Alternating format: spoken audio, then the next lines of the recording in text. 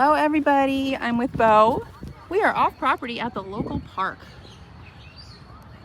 Really important to take your dogs off property when training them, or else you run into the risk of having them listen only in the place you trained them.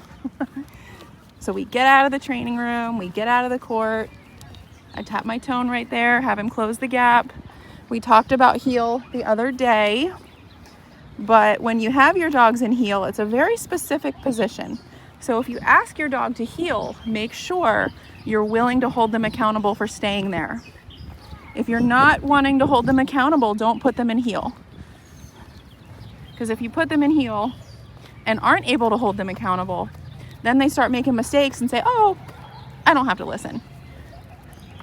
So heel is this spot next to and slightly behind my leg.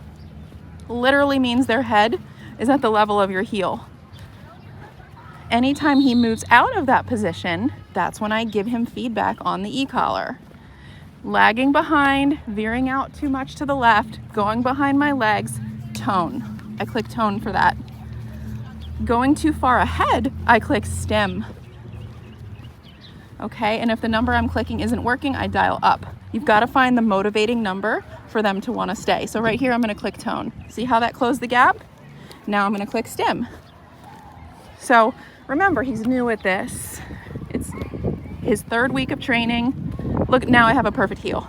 And I've just clicked 2 buttons to get that.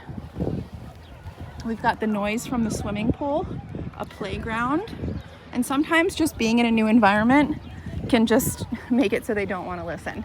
We never know the first time we take them off property, even how perfect they are at home. Sometimes they get out of the car in a new environment and they say, oh, training's over. So it's just a really important part of generalizing the process. But I hope me showing you when I'm using the e-collar and how, I hope that helps. Okay, heel looks pretty good. Let's see what happens if I stop. Good boy. Stay. We trained this dog. He's doing amazing. Good job. Okay, let's rewind the tape for a second. I said stay. In the past, that has been really hard for him, like really hard. So he thought about following me. Instead of following me, he had a memory of the last time we worked on this. And he said, following them doesn't work after they tell me stay.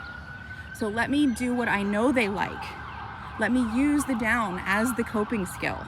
And that's what he did. And we've got some kids walking up to us now. He's using that down stay. Now remember, the glue that holds everything together is the accountability.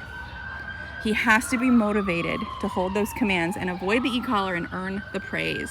Good boy. Good job. This is good for him because he's the friendliest dog in the world. Really?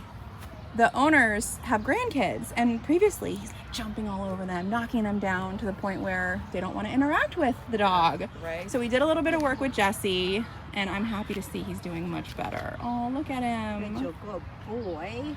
Look at my eye. Same as Rick and Beth.